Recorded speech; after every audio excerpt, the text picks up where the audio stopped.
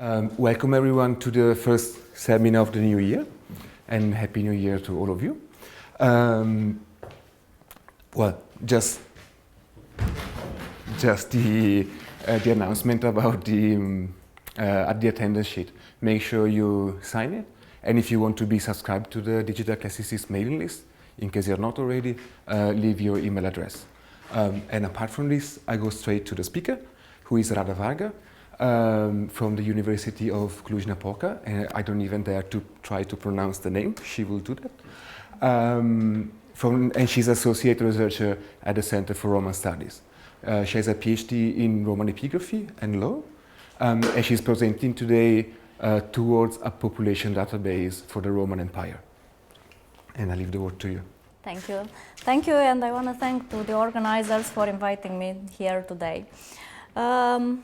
So today I'm going to talk about an ongoing research answering to the necessity of constructing a population database for the ancient world, thus built in relationship with and based on the ancient sources.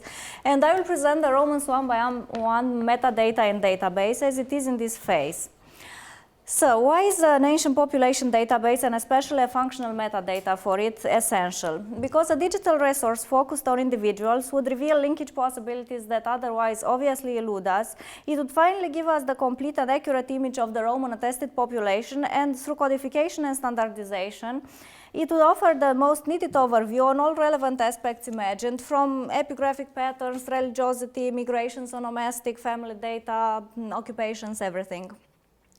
A complete aggregate database will allow a longitudinal, so diachronic, view on the attested Roman population from a certain area, and ideally from the whole empire at some point, but also transversal images, so sections in time. Without lingering too much on the details, we must say a few words about the population databases concerning other historical periods. The beginning of, as they were the inspiration for this database, the beginning of population databases is mostly connected to the United States, the UK and the Scandinavian countries, but presently the reconstructive efforts are targeted towards Central and Eastern Europe as well. Chronologically, currently the main stake is connecting the contemporary population databases with the modern ones, the modern population ones, so obtaining a continuity of about 150 to 100 years. Of course, this is for them a work in progress as well. Besides the historical and sociological research, the databases begin to serve as an important point in medical, public health and genetic researches. And thus the legal regulations concerning them became quite strict in the United States and are tending towards that direction in Europe as well. In the future, we will probably see a more and more pragmatic orienting of the uses for population databases and their chronological descending into the pre-modern and medieval times when and where it is possible. But for the Roman wall, these extra humanistic perspectives seem far away for the moment, and the main motivation for developing population databases is of epistemological nature. True enough, given the number and specificity of the sources compared to the modern and contemporary ones, the logistical and financial efforts would be less burdening as well. Theoretically, a complete metadata for a Roman population database should include a series of very different categories of sources. Unlike the population databases for the modern and contemporary periods, our database will also comprise anonymous individuals, the ones revealed by various archaeological sources, mainly funerary contexts, but also unnamed characters from epigraphic and literary sources. Of course, the last ones also have counterparts in modern and contemporary sources. So, the database would ideally be formed of three intertwined databases, an epigraphic one, a literary one, and an archaeological one. Each of them would require a very different expertise, and the personal files would be quite different. In the end, all three types of individual records will have to be integrated in the standardized main great database. One individual present in two or ideally three sources will appear in the central database with one single entry, facilitating biographic and prosopographical reconstructions and researches. This type of entity resolution, of course, would only be exceptionally possible, but extremely valuable. We know quite well that it won't be possible for the archaeological sources with very, very little few exceptions, and for the epigraphic and literary sources it would mainly be possible in the cases of the elites, in the cases of some members of the elites.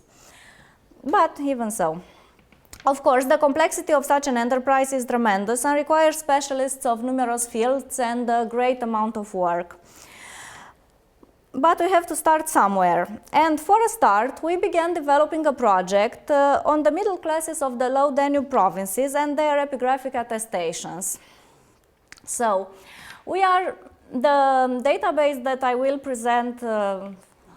present is focused only on the middle classes from the provinces Moesia, Dacia and Pannonia, including Pannonia Superior. Even this is not a Low Danube province, but I use this generic title for them all.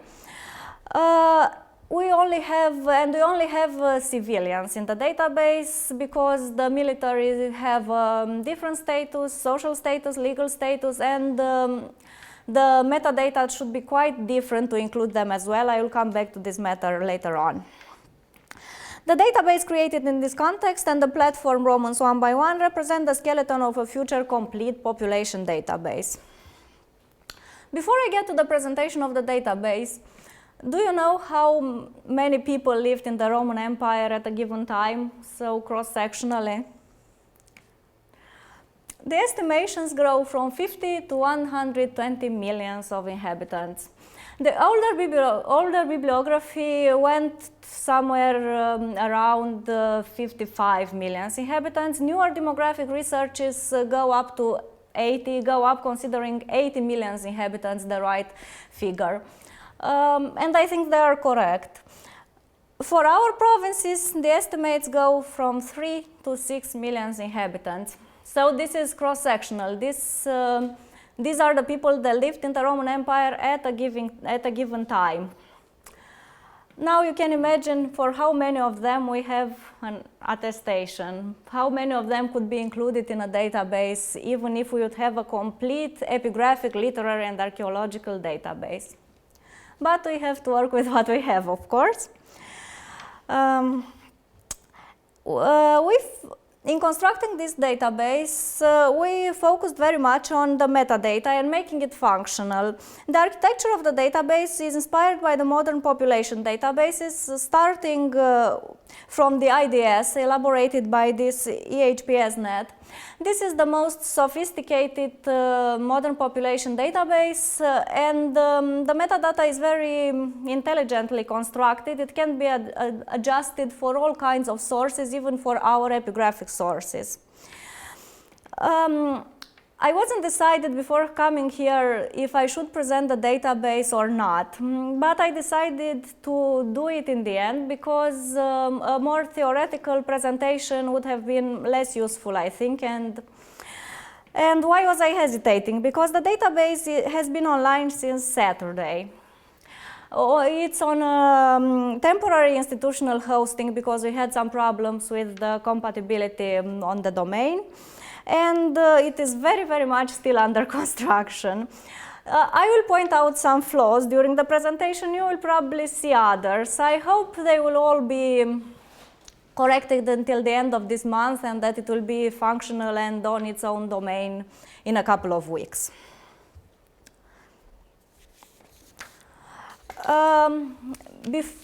After we have a functional metadata, before we start to fill in the personal sheets in a database, we should build a repository of sources.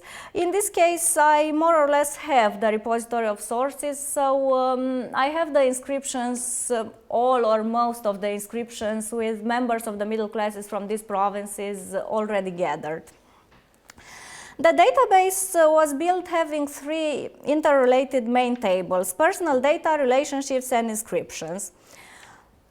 The first sheet that we are supposed to fill in is the inscriptions one, because each inscription gets an inscription code, so a source code. And this code will then appear in the personal sheet of each character attested. So we'll have the possibility to connect a character with the source that attests him. I chose for exemplification an inscription from Dacia, which has more characters attested and a few interesting features. You will see them later. As you can see, at the type of inscription, language, material, I have drop-down menus. I will use the Eagle vocabularies, which have been online since December, I think, and which are already built and offer a standardized language for these features.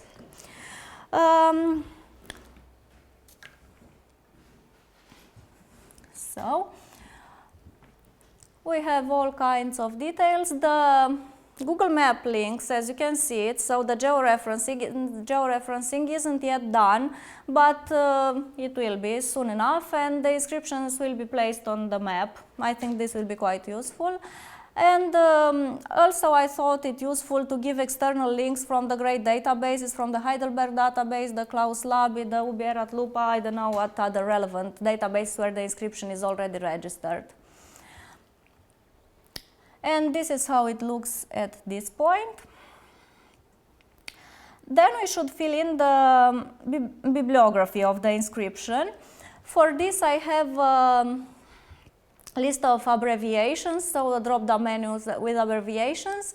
Here is one of the mistakes at this point at the page, where you have seen that the IT specialist thought that page is okay, but I will have, I don't know, reference details, because sometimes it's not a page, it's the number from Corpus Inscriptionum Latinarum, or it's a figure or whatever, I don't know. Okay. And I will also show how the general bibliography table looks like. This menu will be much prettier, I hope, when it will be done. So here we have a list of abbreviation, and we add new bibliography record when needed for each inscription, and then we have it in the drop-down menu. After this, we are filling in the personal data table.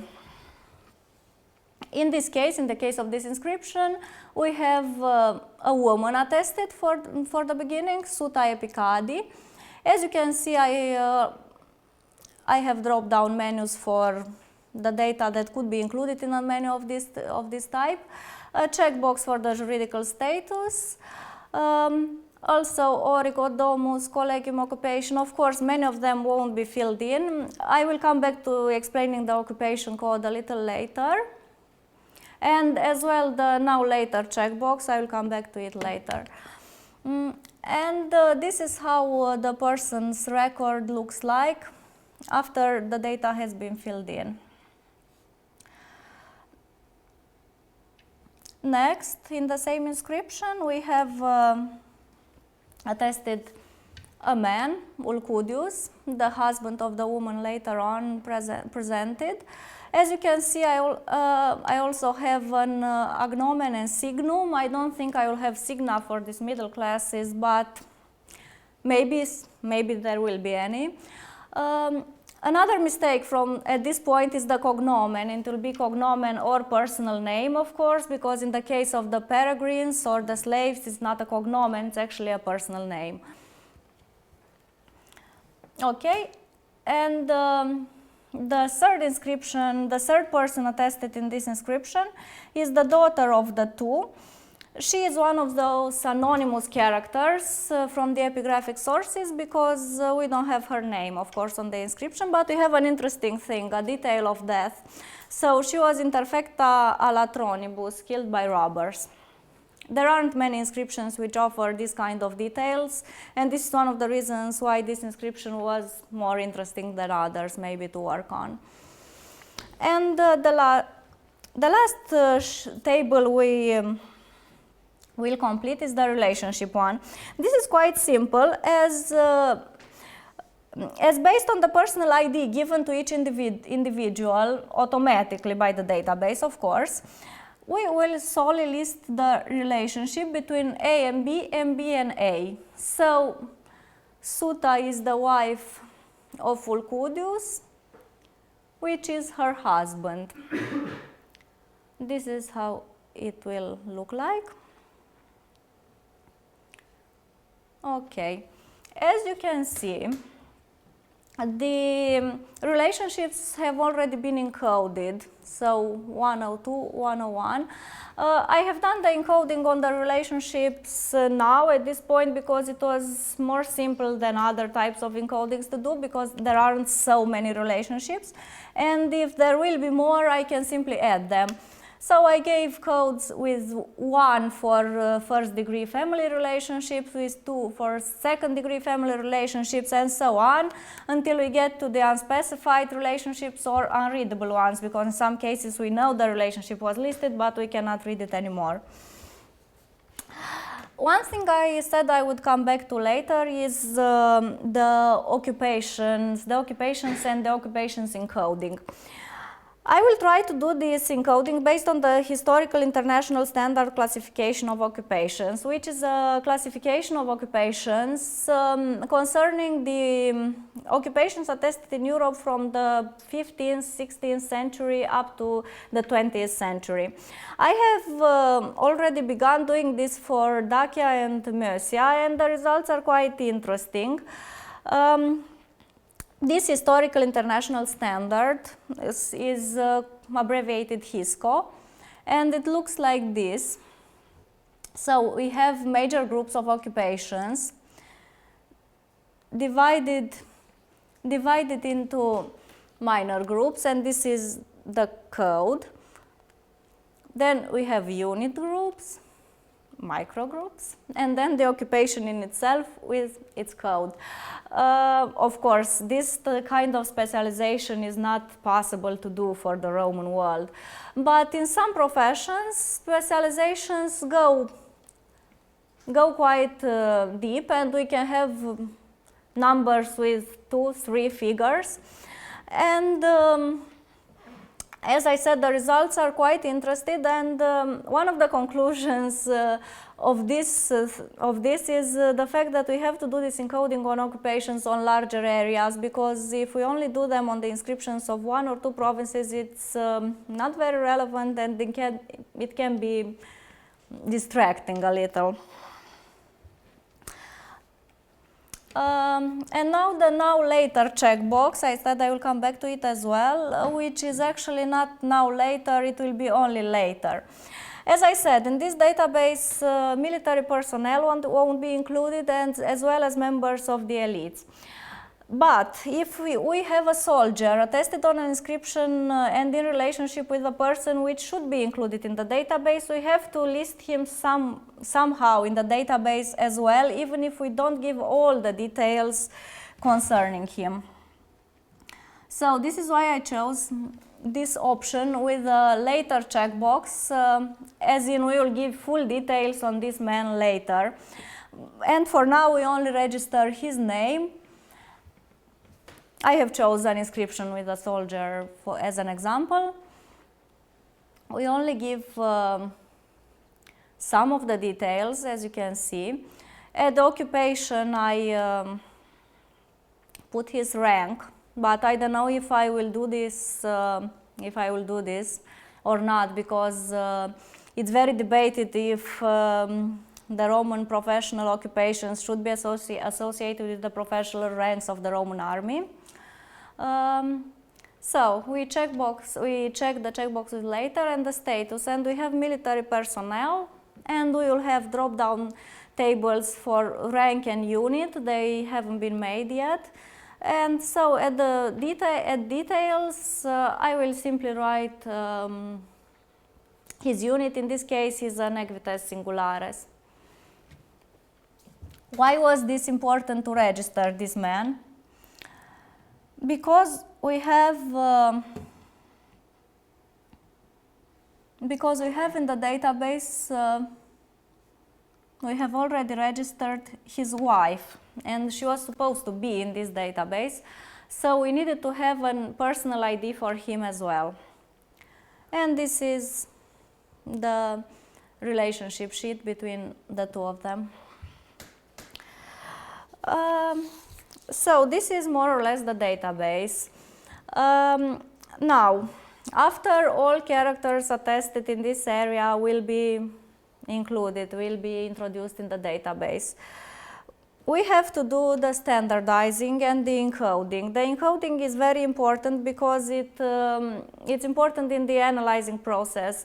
After we have the characters introduced in the database, they will be exported in Excel sheets and we will be able to work on them on the Excel tables.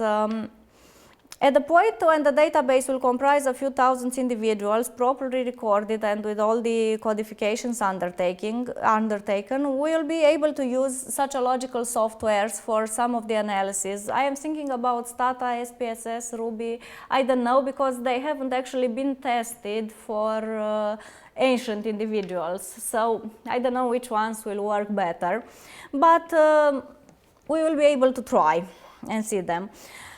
And after this, where are we supposed to go from here? First of all, extending the metadata for other provinces. I don't think this will be a great challenge for the Latin language provinces, as the epigraphic habits are more or less the same. But then we'll also have to extend the metadata so that it can include all kinds of military personnel, as well as to include the members of the provincial and imperial elite, and this is quite challenging because the details from their inscriptions are quite different and much more complex. So this is it for now. Thank you for your attention.